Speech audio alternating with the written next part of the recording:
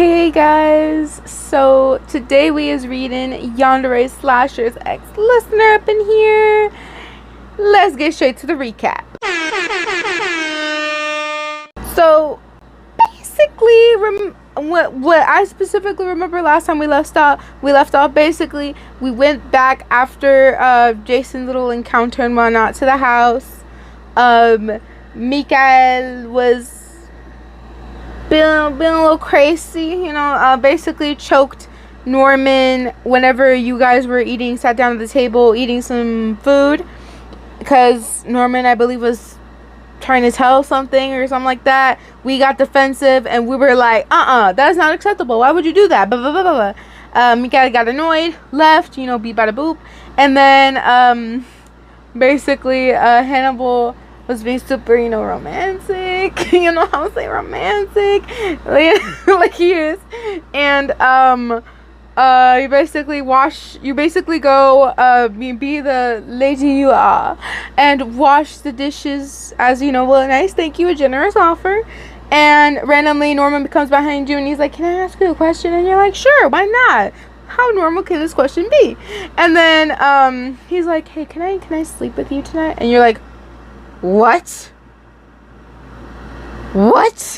And then he was like, oh no, I promise I won't do anything, you know, blah, blah, blah, blah, like nasty or anything. And she's like, fine, but I can't guarantee all the time. Then after that, she finished washing dishes, talking to Norman. He basically followed her till not upstairs.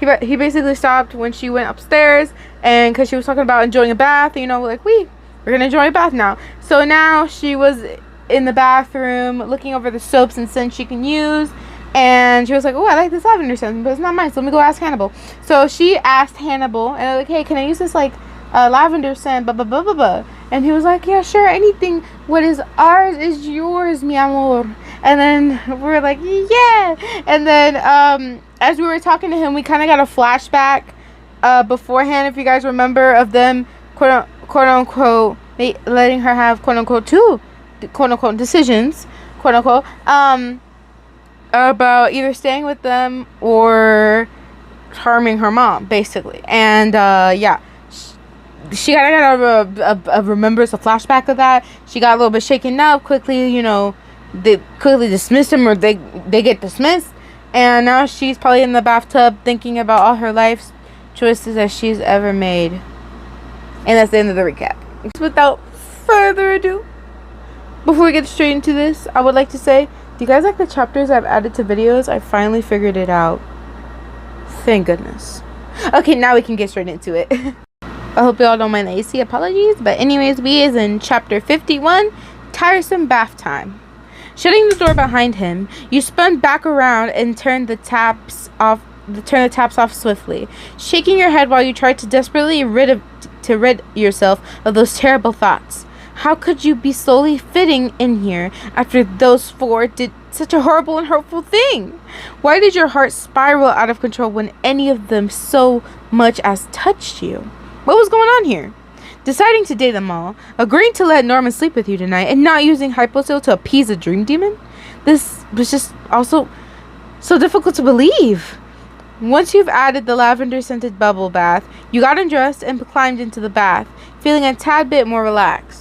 Tomorrow was Friday, so you could finally attend one of your psychology classes and catch up on what you were supposed to be learning. But Laura, Amber, and Cadence, you'd have to lie to them again.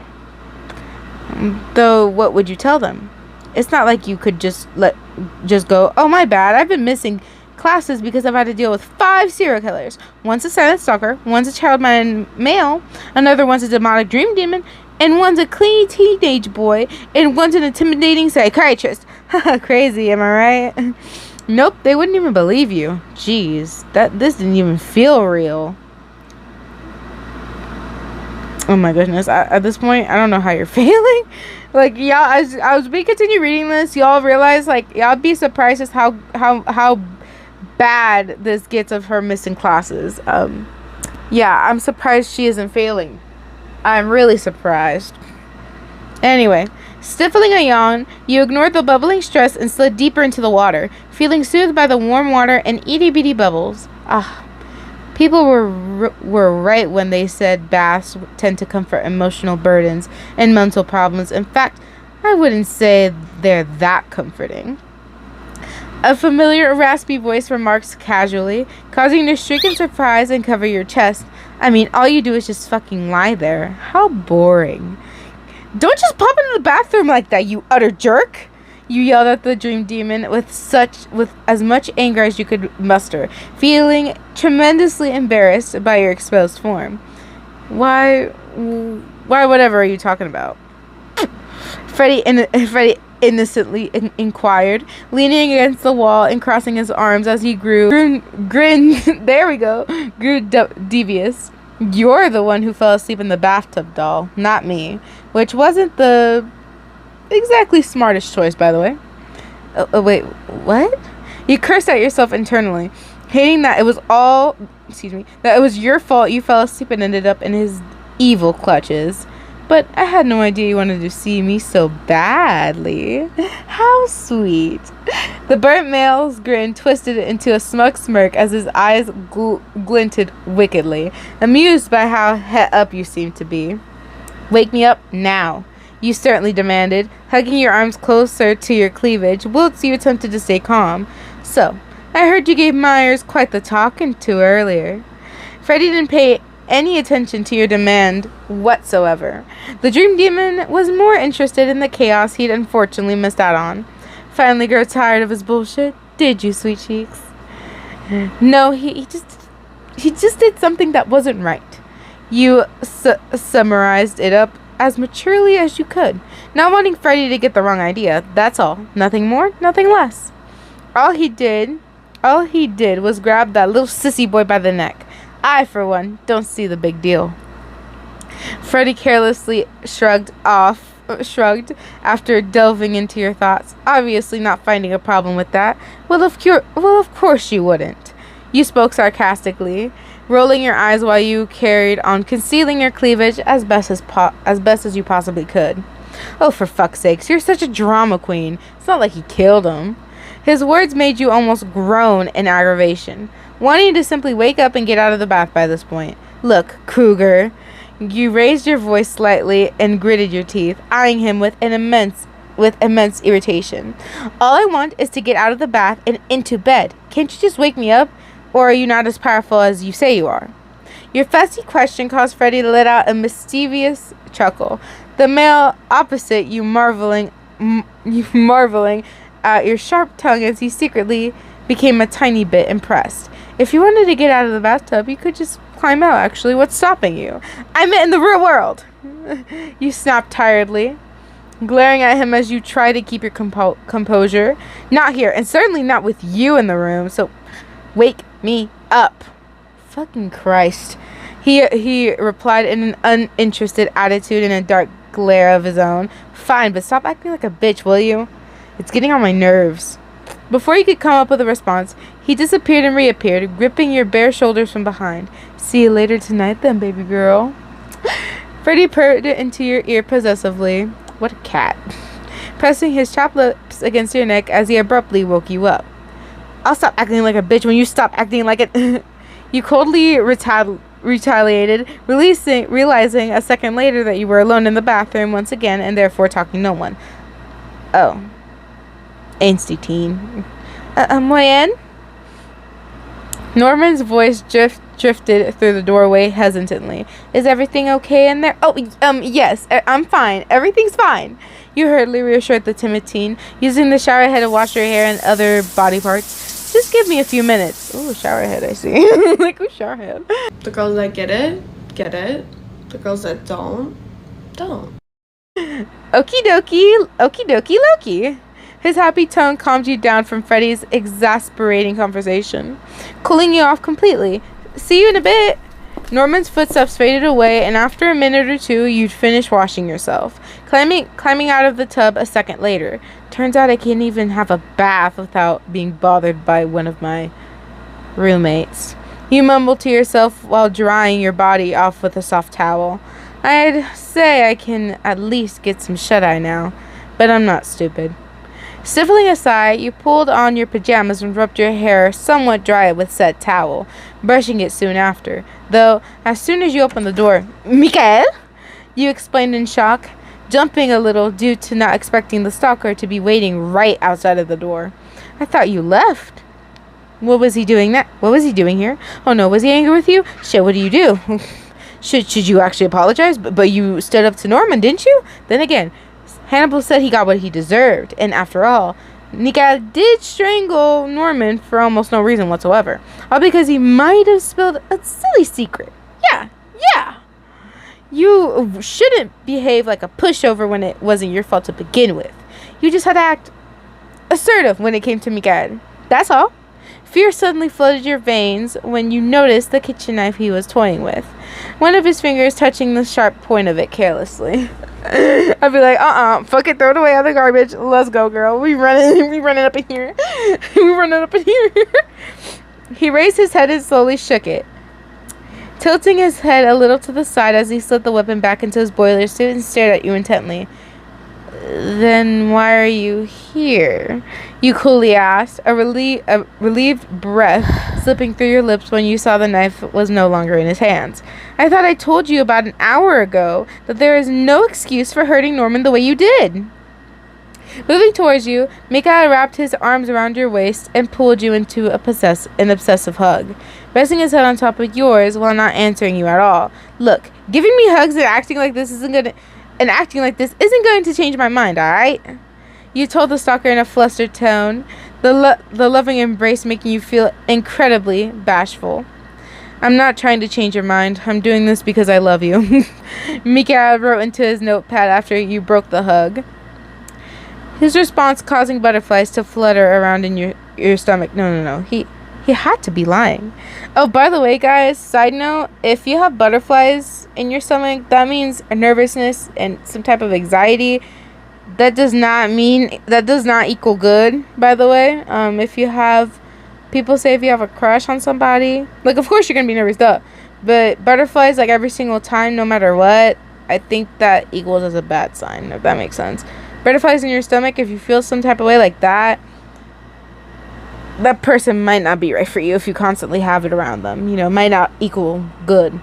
But, you know, it might be different for each and every case. So just letting y'all know, that doesn't equal good. "How exactly am I supposed to trust you?" Your voice dripped with suspicion. "I mean, you almost strangled poor Norman in front of me. So, if you'll excuse me, I am now going to go get some sleep, or try to anyway." You muttered the last part, suppressing the urge to roll your eyes and huff. "Can't I at least watch over you? I can even get you hyposil from Hannibal." His next note made you sigh, unsure of what to go for. You'd get decent sleep if you accepted this deal and avoid the dream demon. Though, on the other hand, you didn't want Freddy to lash out at your friends or mom. "Fine. As long as you behave yourself and promise not to do anything, you can do what you want," you gave in sternly. After that, Mikael vanished like a ghost, presumably to honor your agreement, and so you brushed your teeth, feeling emotionally exhausted by this point. Finally, you could go to sleep now. Ooh, that's exciting. Yay! Chapter 52. Bedtime Shenanigans. Are you heading to bed now? To be perfectly honest, it is rather late. Hannibal's soft voice snapped you out of your sleepy trance, his amused expression causing a sheepish one to spread across your face while you tried to appear more awake. "Yeah, I'm pretty beat." You couldn't hold back a yawn and simply stifled it, moving closer to your bedroom instead. "Besides, I don't want to be a tired worm out while I'm attending my psychology class tomorrow." "I understand. Sweet dreams then." Mio whatever is my flower. I think this is in Italian or French. I think, yeah. I do my research. Hannibal affectionately replied, taking a hold of your hand and planting a delicate kiss on top of it. "Hopefully the hyposil I gave Mikael to give to you will be of some use. Though, of course, that is if you actually decide to take it this time around. An ancient blush shot across your cheeks like wildfire, his words making you feel incredibly embarrassed when you recalled every time you didn't take the pill. Said pill. Hey mom, I'm gonna go to sleep now. Don't worry, I took the hyposil. It's like, is there anything else I should know? And then, basically, this is a flashback of basically Freddy demanding the hyposil as a deal and whatnot, and we're just, blah blah blah blah blah blah. And then this is also extra flashback of Hannibal be like, "You're not taking the hyposil?" Well, and then something like that. And I guess disappointed her for not taking the hyposil, and yeah. Then we just kind of, there you go. Don't worry, I actually want to sleep tonight, you timidly reassured him, remembering the promise you made to Norman about the whole sleeping with you as well thing. In that case, let me go research that real fast.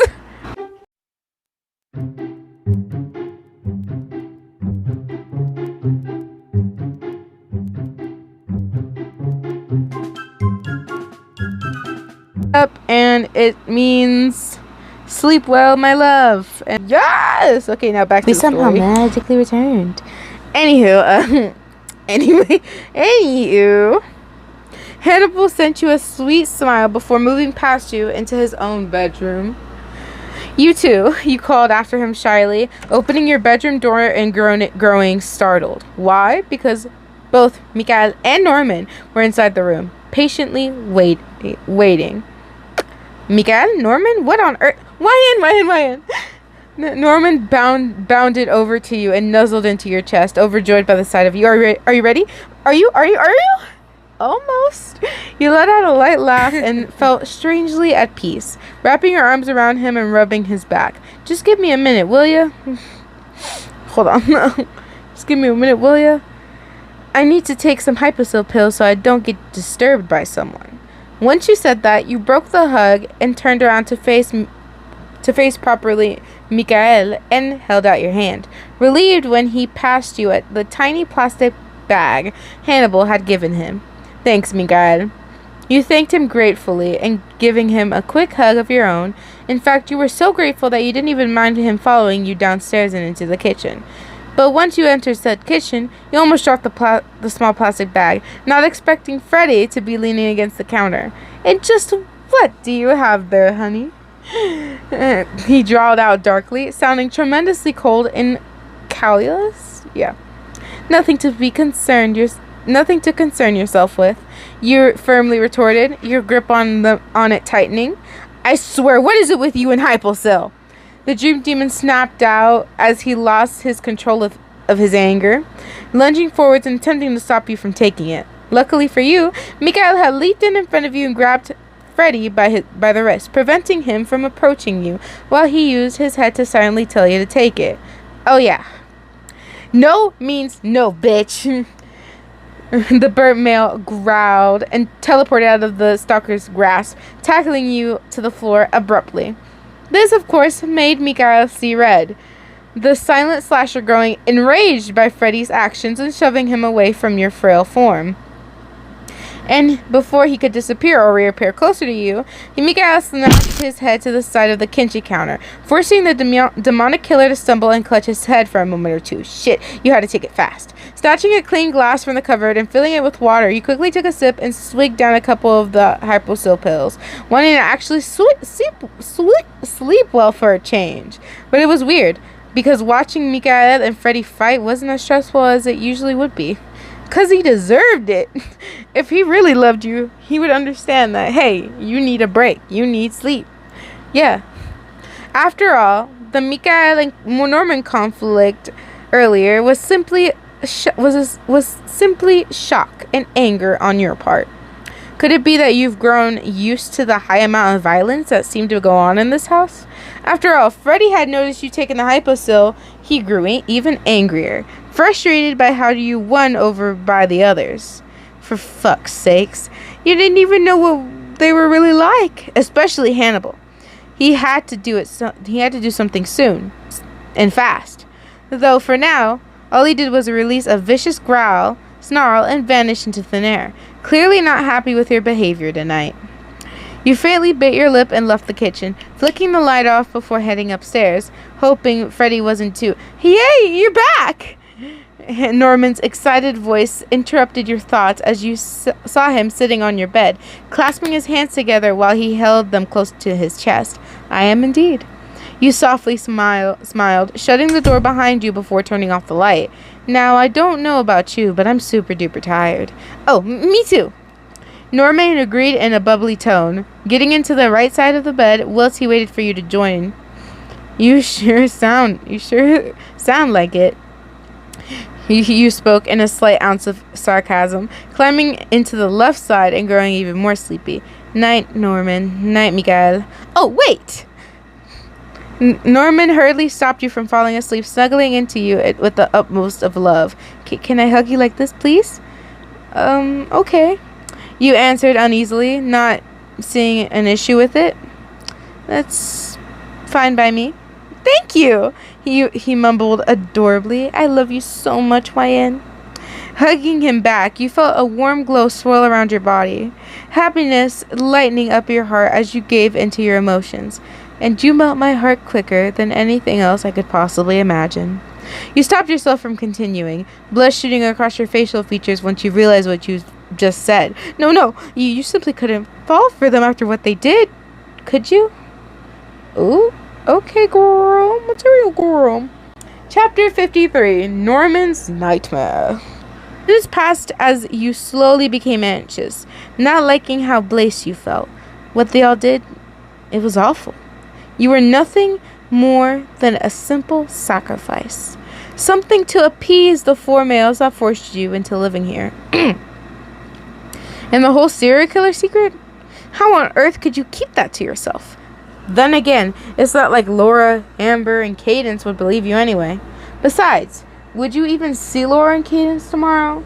Cadence said herself that she was getting checked over to make sure she was 100% okay.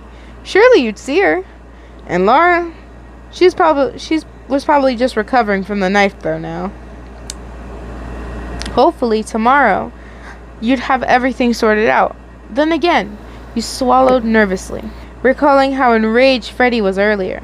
He definitely wouldn't let the hypo-seal thing go so easily, especially if it meant you spending time more with the others and less time with him.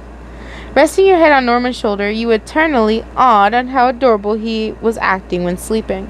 The worn-out boy clutching your pajama top while cuddling into your chest, a small smile working its way onto your face after seeing how fast asleep Norman was. But it soon faded, due to noticing the heavy bags underneath his eyes and how pale his face seemed to be. How harsh had Freddie been on this poor teen, giving him all nightmares? And how often? Perhaps it was a good thing you had the hypocell. Tomorrow you should give some to Norman. He looked like the one who really needed it. You ran your hands through his dark-colored locks and found his behavior to be even cuter when he released an unconscious sigh of content, the male clearly exhausted by both Freddie and his disorders. Your eyes fluttered shut whilst your head subconsciously nuzzled into Norman's neck, feeling pretty tired out yourself. It was pretty late after all. After an hour, you drifted off into a dreamless sleep and started to actually feel relaxed. But to be perfectly honest, you knew deep down you never get to experience that. Tiny, helpless cries of distress caused your eyes to shoot open, your sleepy gaze immediately spotting the source of the tearful sounds and growing concern. Norman. The timid teen was twitching and trembling in terror, tears of anguish trickling down his pale cheek. Shit. Was it a nightmare? It had to be. And you knew exactly who was responsible for a malicious act of cruelty. But what should you do about such a vicious and venomous stunt? Norman? You panicked, grasping his shoulders and trying to catch his attention. It's just a dream. Come on, don't let Freddie persuade you this way. Mikael, quick, do something! You directed your last sentence to the stalker, whom only tilted his head and shrugged, used to Kruger's tormenting the others. Jesus Christ, how heartless could someone possibly be? Thinking fast, you took a deep breath and decided to sing a soft lullaby, feeling a little nervous. A dream is a wish your heart makes. I'm not singing it, by the way. You sung soothingly, rubbing his shoulders as a comforting motion and leaning your head against him lovingly. When you're fast asleep, in dreams you will lose your heartaches. Whatever you wish for, you keep. A few seconds passed, and so you bit your lip, feeling like it didn't work. Perhaps another one? You'd have to swap out some words, though. Hush, little Norman, don't say a word. Papa's gonna buy you a mockingbird. You don't have a daddy. Daddy. You alter the lyrics on the spot, your exhaustion spiraling into alarm and worry instead.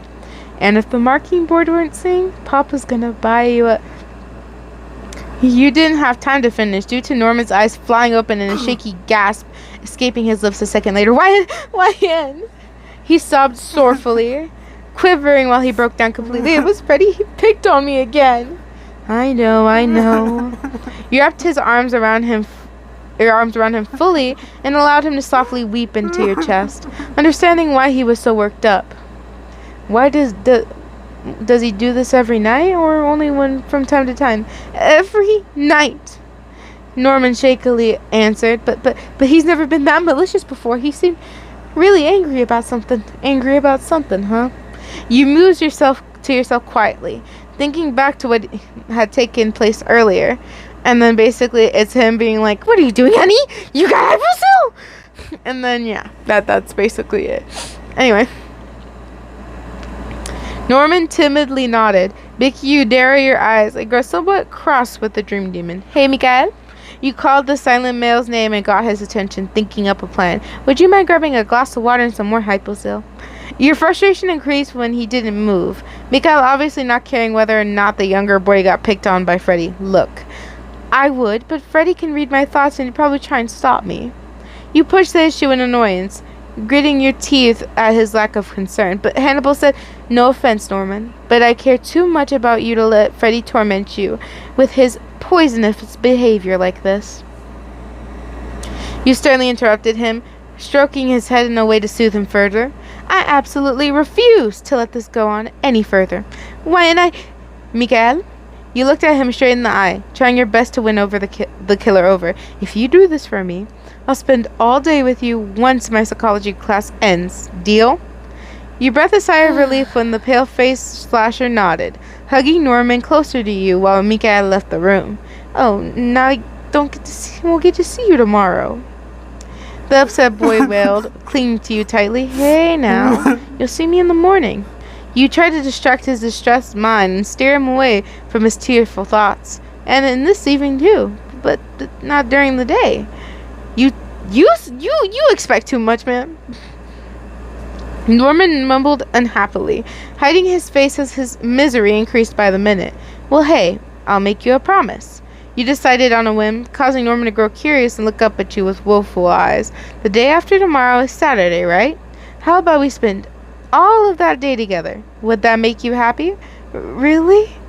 Norman whispered joyfully, his eyes shining, whilst you internally sighed in more relief. "We can spend all day together?" "Mm-hmm." You dipped your head and flashed him a friendly smile, choosing to give up another free day. "So please, don't worry about spending less time with me than the others, alright? I'd never leave you behind. Alright." He stammered with a bashful smile of his own. I won't." "Good." You then decided to do something completely unexpected, pressing your lips against Norman's slightly in a last attempt to comfort him. "There. That's how you know my promise won't be broken." Before he could muster up any sort of coherent reply, Mikael slipped back into the room, handing you another glass of water and a few more hypocil pills. "Thank you, Mikael. I appreciate this." You thanked, shooting him a grateful gaze as you passed the pills and glass of water over to Norman instead. The quiet slasher just nodded again, returning to the corner and throwing the younger boy a cold glare instead. "What the? Oh well. There. That should keep you safe," you told Norman gently, watching him swallow the pills with a few sips of water. I certainly hope so." he timidly commented, placing the glass of water on the bedside table and nuzzling into your side once again. I love you, YN. I love you too. You responded shyly, slowly falling victim to how adorable Norman's actions and personality were. Now, let's get you some rightful rest. Okay. Norman hesitantly agreed, still a little skittish about going back to sleep. But YN, won't those pills take time to kick in? You're right. Mine took around an hour earlier. You thought back to before and stayed silent for a split second, a faint smile spreading across your face straight after. What is it? Norman was bemused by your sudden smile and tilted his head to the side innocently, which you found cute. I guess that means we can spend more time together and talk until an hour passes. Sound good to you? You gave him a playful wink, and it cheered up his mood even more, the male nodding brightly. He spoke excitedly, resting his head against your chest once again in complete and utter content. Alrighty then. You ruffled his hair again and leaned back into the pillows, Norman copying your actions. What do you want to talk about? Oh, this is so cute, bro. I'm not gonna lie, that's kind of cute. Chapter 54. Amber and Cadence. After the two of you talked for a bit, Norman, exhausted by this point, passed out first, still clutching your pajama top as he finally succumbed to the sweetness of sleep. You stayed up for a couple more minutes, concerned about his well-being, and then eventually relaxed, relieved that Norman was safe and you could both sleep the remainder of the night. You were about to drift off to sleep yourself, but Mikael, looking left out, knelt down on his knees and hugged your waist from behind, unable to keep a lid on his possessive personality. Your cheeks heated up, but you didn't do anything about his actions, deciding it would calm the stalker's jealousy to some form of degree. Eventually, you fell asleep around the second time, praying that nothing else would interrupt you. Thankfully, nothing else did, so at least you could sleep. Then, after a while, hands gently shook you. What? You mumbled under your breath, wondering what on earth was going on now. What is it? Silence was your only answer, though after a few seconds you received another soft shake, which made you nuzzle into Norman a little more in an attempt to continue to sleep. I want to sleep more. You sighed after a third shake, rolling over and then spotting Mikael. Morning, Mikael. Morning, Mikael. You hurriedly sat up and ran a hand through your messy bed head, trying to appear more awake. I was about to get ready, I swear.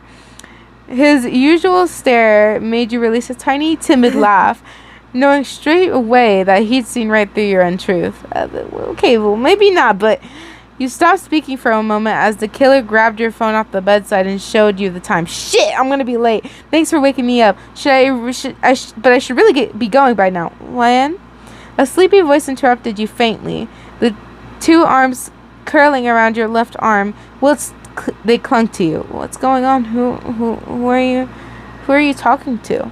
Sorry, Norman. You apologized regretfully, but I gotta head to my uni class now. Wait, what? Norman suddenly became more awake, the dark-haired male sitting up with you as he tugged your arm closer to his chest. I'm gonna be late, you awkwardly mentioned as you stifled a yawn and tried to pull your arm out of his clutches, feeling bad when his gaze glistened with tears. But YN? He tightened his hold on you even more in complete and utter desperation, trying his best to keep you with him. You can't go yet.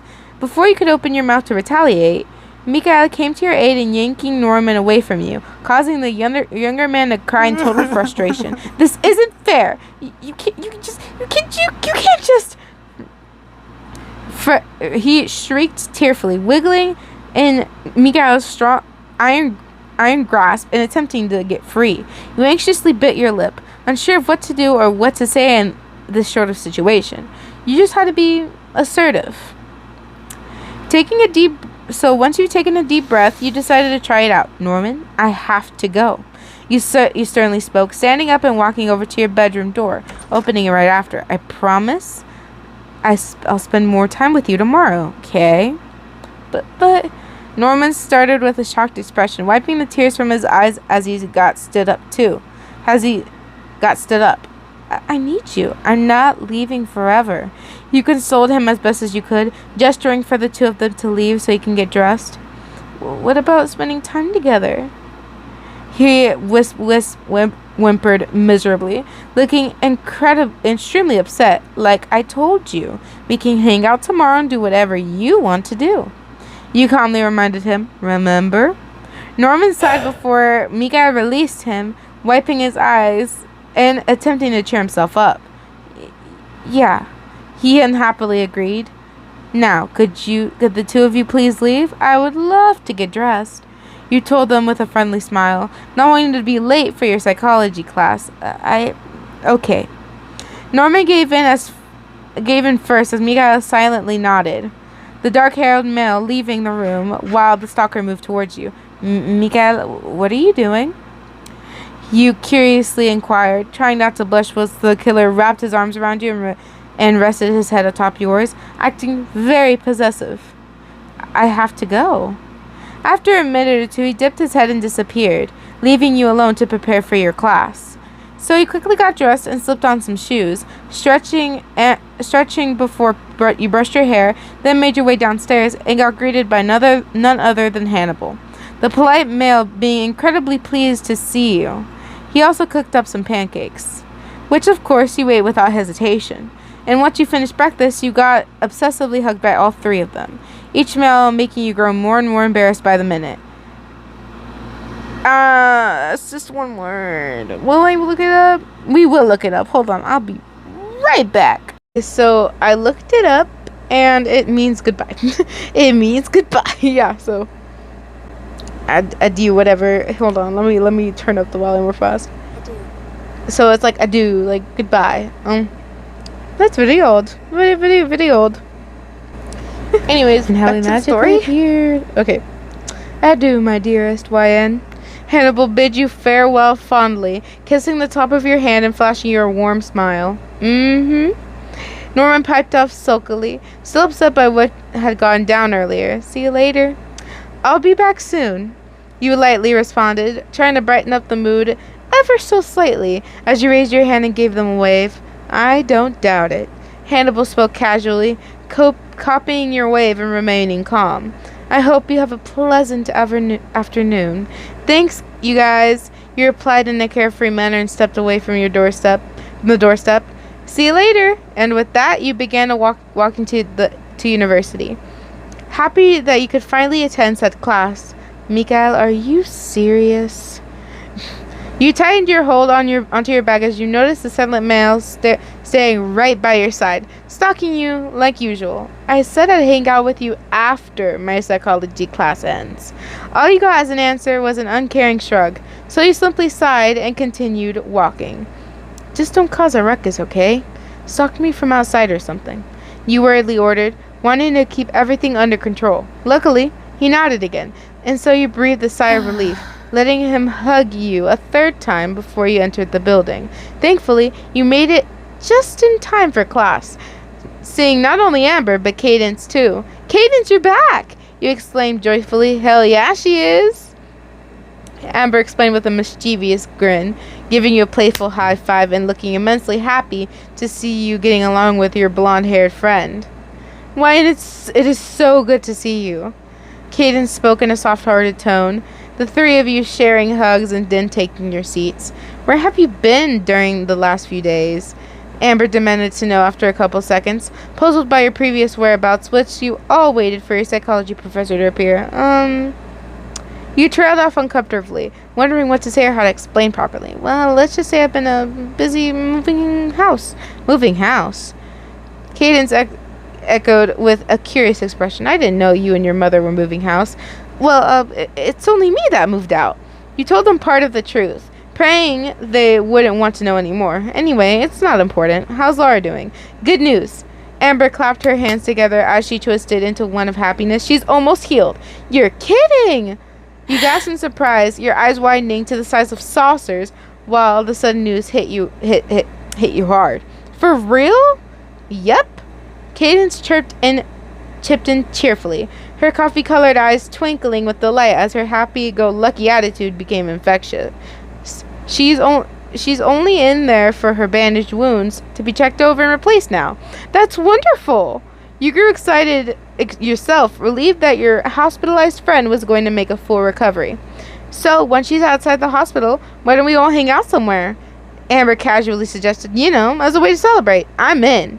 Cadence replied with a soft smile, everyone falling silent when the teacher finally entered the classroom. Amber looked towards you, not knowing your answer. So you threw her an enthusiastic nod in return, deciding that you definitely hang out with your friends once again.